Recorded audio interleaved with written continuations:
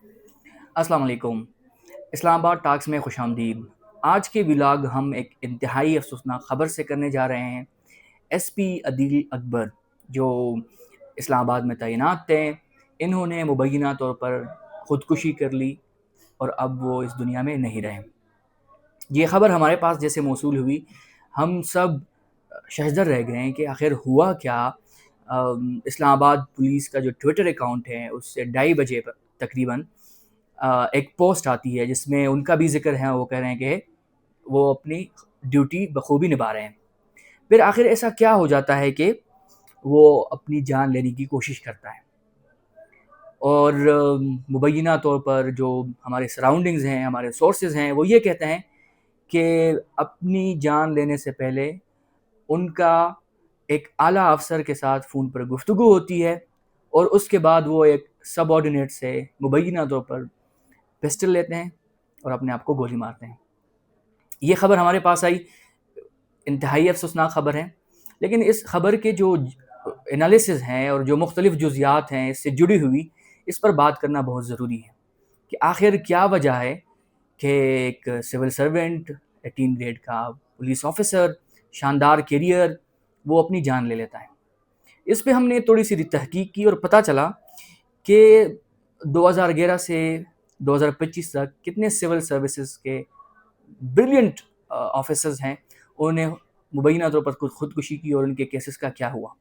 हमने कुछ अदद व शुमार इकट्ठे की और उस अदद शुमार से ये पता चलता है कि जब उनकी मुबैना मर्डर हो जाता है या मुबैना ख़ुदकुशी होती है, उसको ये ख़ुदकुशी का नाम दिया जाता है और फिर बाद में क्या होता है, वो किसी को नहीं पता, ना हम मीडिया वाले उसका फ़ॉलो अप करते हैं। तो आज के इस व्लॉग में मैं कोशिश करूँगा कि इस तरह के जो केसेस सामने आते हैं, इसके पीछे क्या राज होता है और इसके मतलब एक आम ज़िंदगी पर किस तरह असरअंदाज होता है कि जान बहुत कीमती है और यकदम एक बंदा वो अपनी जान दे लेता है। तो इससे जो जुड़ी हुई चीज़ें हैं, जुड़ी हुई बातें हैं, जुड़े हुए इक़दामात हैं, उस पर कोई बात नहीं करता। आज हम उस पे बात करेंगे।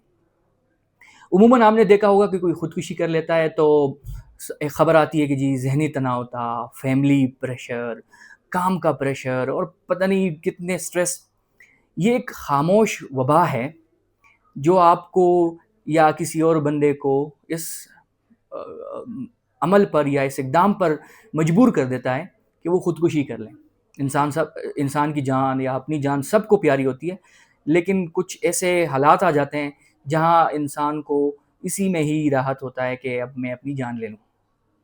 तो हमने जब थोड़ी-सी कोशिश की कि कुछ अदद-ओ-शुमार इकट्ठे किए, उससे हमें पता चला कि सिविल सर्वेंट्स कितने लोग हैं जिन्होंने अब तक ख़ुदकुशियाँ की हैं। उसमें बड़ी इंटरेस्टिंग नाम आए, बहुत ही आला ओहदे पर फ़ाइज़, शानदार करियर, अच्छी बैकग्राउंड, स्ट्रॉन्ग फैमिली और पता नहीं क्या-क्या। आपको याद होगा मुस्तफ़ा ज़ैदी साहब थे, उन्होंने ख़ुदकुशी की थी, वो भी एक सिविल सर्वेंट थे।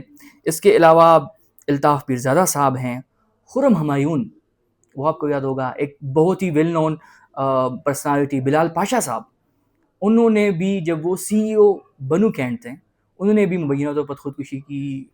क्या हुआ, फैमिली के तनाज़ात थे, काम का प्रेशर था उन पर। अभी तक इसके बारे में हमें कुछ नहीं मालूम हुआ। उस टाइम ये था कि उसकी फैमिली के कुछ इश्यूज़ चल रहे हैं और उन्होंने मुबैना तौर पर ख़ुदकुशी की। इस तरह एक और नाम है नबीहा साहिबा। इनका तो जब मैं पढ़ रहा था वो ख़बर इतना दौखनाक था और मैं अभी भी उसी कैफ़ियत में हूँ कि आखिर ऐसा क्या हो जाता है। हम सारे या हम जैसे बहुत सारे नौजवानों की ये ख्वाहिश होती है कि वो सीएसएस कर लें, आला ओहदों पे फ़ाइज़ हो और मुल्क के लिए सर्व करें।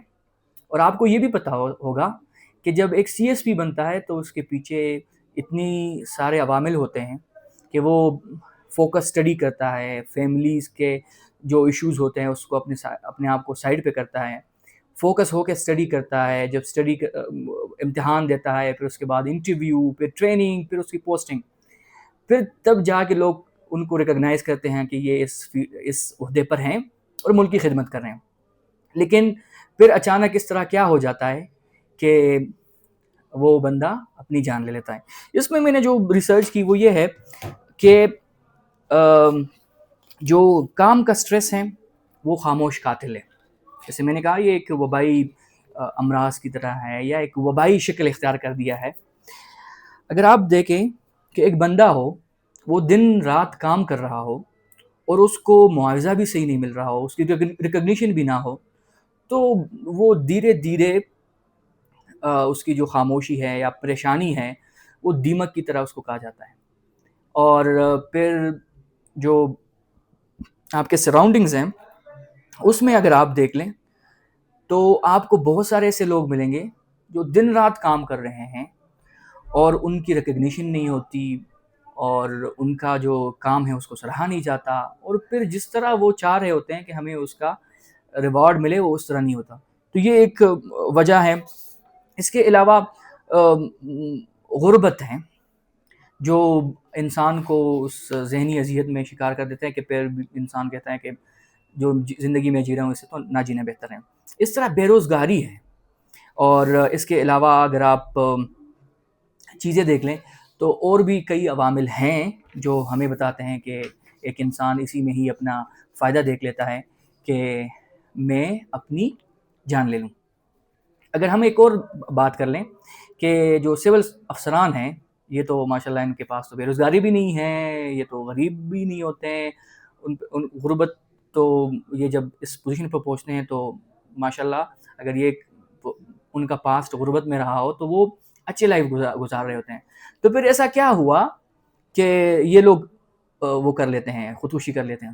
تو اس میں جو چیزیں ہم نے پائی وہ یہ ہے کہ ان کا کام کا سٹریس بہت زیادہ ہوتا ہے، سول سرونٹ پہ بہت ہی زیادہ دباؤ ہوتا ہے، وہ بہت سارے ایسے معاملات ہوتے ہیں۔ اگر آپ خاص کر ایڈمنسٹریشن ہو تو کوئی ایڈمنسٹریشن ڈپارٹمنٹ میں ہو اور انتظامیہ امور آپ دیکھ رہے ہو تو آپ کو پتہ چلتا ہے کہ پبلک سے ڈیل کرنا کتنا مشکل ہوتا ہے۔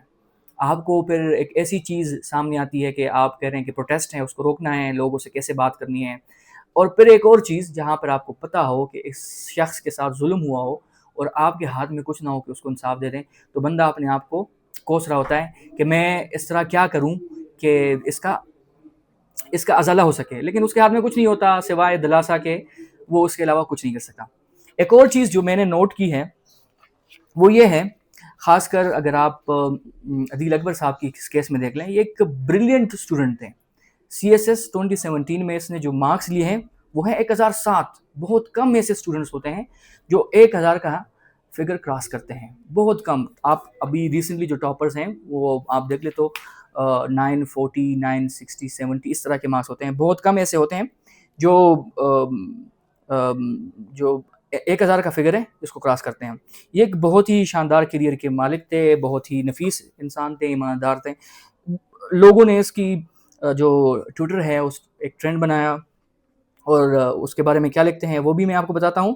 لیکن سب سے پہلے اگر آپ ان کی ایک ٹویٹ پڑھیں جو مقدس صاحبہ نے کیا ہے، وہ یہ کہتی ہے کہ ان کو ڈینگی ہوا تھا، جو ڈینگی ایک ایسی بیماری ہے جس میں آپ کا بدن کا ہر حصہ درد کرتا ہے، اور اس سب کے باوجود اس کو چھٹی نہیں مل رہی تھی، اور پھر وہ کہتے ہیں کہ مبینہ طور پر اس کا اعلیٰ افسر جو ہے اس کے ساتھ اس نے بات چیت کی۔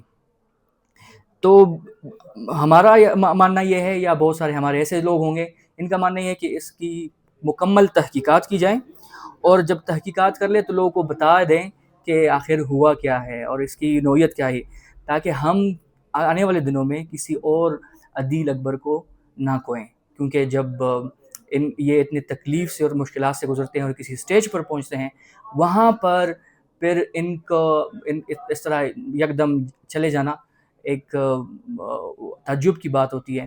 تو میری دعا یہ ہے، انتظامیہ سے درخواست یہ ہے کہ آپ اس طرح کے رولز ریگولیشن بنا لیں تاکہ اگر کسی اس کو اس طرح کے مسائل کا سامنا ہو وہ دور کیا جا سکے، تاکہ آنے والے وقتوں میں کوئی اور عدیل اکبر پیدا نہ ہو جو اپنی جان دینے کی کوشش کریں۔ اجازت دیجیے گا، شکریہ۔